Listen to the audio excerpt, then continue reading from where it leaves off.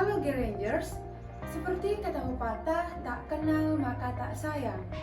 Saya Nilorista dari Forum Genre Kabupaten Karangasem akan membahas mengenai 8 fungsi keluarga.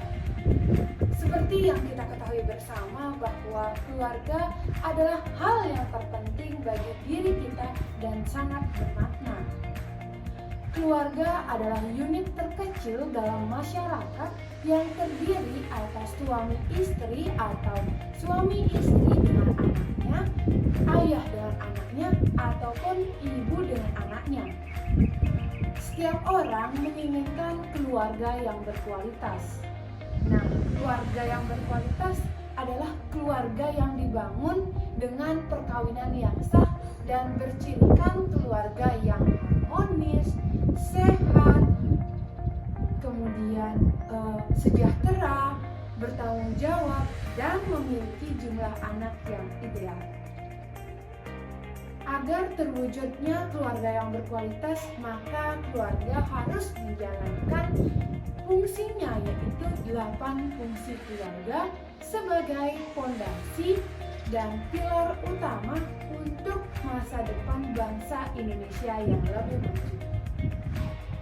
Untuk mewujudkan bangsa Indonesia yang lebih maju, maka keluarga harus dengan pasti menjalankan 8 fungsi keluarga tersebut. Kalian kepo dengan 8 fungsi keluarga? Nah, 8 fungsi keluarga terdiri dari yang pertama ada fungsi keagamaan, fungsi sosial budaya, fungsi perlindungan, fungsi cinta kasih, fungsi reproduksi, fungsi sosialisasi dan pendidikan, fungsi ekonomi, dan yang terakhir adalah fungsi pelestarian lingkungan. 8 fungsi keluarga yang pertama ada fungsi keagamaan. Nah, pelaksanaan fungsi agama adalah untuk membentuk generasi masyarakat yang agamis, beriman dan bertakwa, serta percaya terhadap keberadaan Tuhan Yang Maha Esa. Nah, nilai-nilai yang perlu diajarkan oleh orang tua kepada anaknya adalah dengan mengajak serta mengajarkan anak untuk taat menjalankan ibadah sesuai agama yang dipeluknya. Kemudian orang tua bisa mengajarkan dan selalu mengingatkan kepada anak untuk menjauhi perbuatan yang dilarang agama seperti seks pranikah, pernikahan dini, penggunaan narkoba. Nah, next selanjutnya yaitu pelaksanaan yaitu fungsi di sosial budaya untuk membentuk generasi yang dapat mempertahankan dan memelihara nilai luhur dalam kehidupan keluarga serta dapat bermanfaat kepada masyarakat di lingkungannya. Nilai-nilai apakah yang bisa diajarkan oleh orang tua kepada anaknya? Yang pertama yaitu dengan mengajarkan anak untuk berteman dengan siapa saja tanpa membedakan suku dan budaya. Kemudian yang kedua yaitu bisa mengajarkan anak untuk selalu senyum dan menyapa seseorang yang dikenal dimanapun dan kapanpun. Selanjutnya yaitu yang ketiga ada fungsi cinta kasih, di mana mempunyai makna bahwa keluarga harus menjadi tempat untuk menciptakan suasana cinta dan kasih sayang dalam kehidupan berkeluarga, bermasyarakat, berbangsa, dan bernegara. Nilai-nilai yang diajarkan oleh orang tua kepada anaknya adalah yang pertama yaitu membiasakan atau mendukung anak untuk terlibat dalam kegiatan apapun di masyarakat yang berdampak positif terhadap dirinya. Kemudian yang kedua bisa mengajak anak untuk berkunjung dan bersilaturahmi ke kerabat atau tetangga terdekat. Selanjutnya yaitu ada fungsi perlindungan.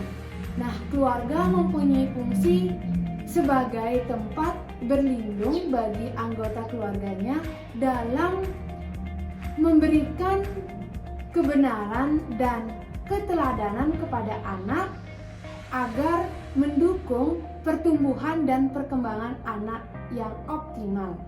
Nilai-nilai yang perlu diajarkan oleh orang tua kepada anaknya adalah seperti membantu mencarikan solusi jika anak terkena masalah atau musibah.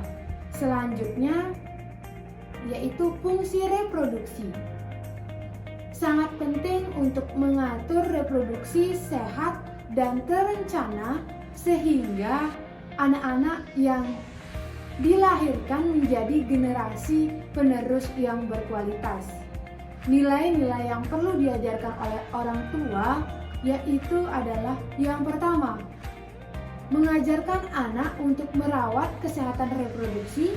Kemudian yang kedua yaitu membiasakan anak untuk berpakaian yang sopan.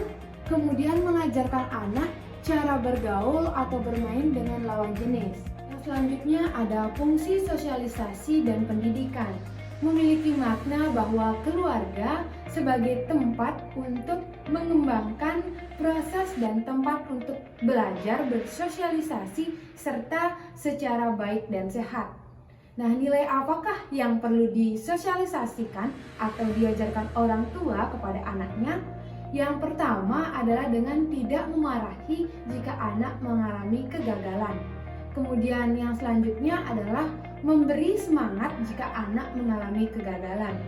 Kemudian selanjutnya yaitu fungsi ekonomi. Nah, fungsi ekonomi ini bermakna bahwa keluarga sebagai tempat membina dan menanamkan nilai-nilai keuangan keluarga dan terwujudnya keluarga yang sejahtera. Nilai yang perlu diajarkan oleh orang tua adalah dengan membiasakan anak untuk menabung, kemudian mengajarkan anak dalam membelanjakan uang sesuai dengan kebutuhan yang paling penting. Dan yang terakhir adalah fungsi pembinaan lingkungan atau pelestarian lingkungan. Nah, dalam keluarga untuk membentuk hal tersebut, generasi yang santun dan peduli terhadap kondisi alam dan lingkungan.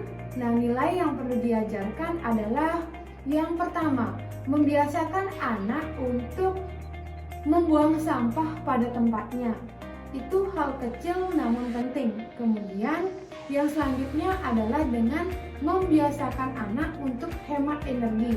Misalnya yaitu mematikan televisi jika tidak digunakan, kemudian menutup keran air jika selesai digunakan. Nah, hal-hal tersebut merupakan hal yang sangat penting dalam pelestarian lingkungan keluarga.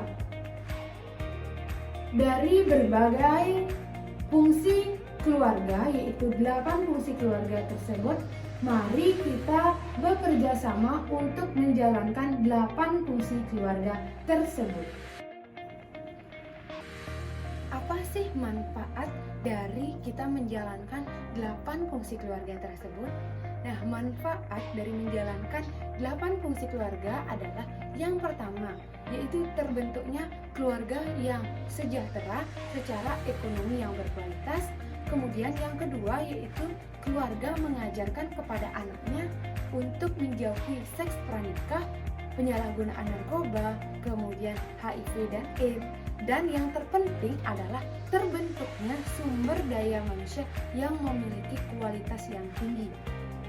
Nah, kita sebagai remaja, apa yang perlu kita lakukan? Nah, ada 4 hal yang perlu kita lakukan, yaitu cari tahu, pahami, hindari, dan sosialisasikan. Maksudnya adalah kita mencari tahu hal-hal positif yang berdampak positif bagi diri kita. Kemudian yang kedua yaitu memahami hal-hal tersebut. Dan yang selanjutnya yaitu menghindari hal-hal yang negatif yang merusak masa depan kita. Dan yang terakhir adalah mensosialisasikan apa yang berdampak positif kepada lingkungan sekitar kita. Nah, mari kita sebagai remaja bersatu dengan mewujudkan generasi yang cerdas dan berkualitas. Salam genre.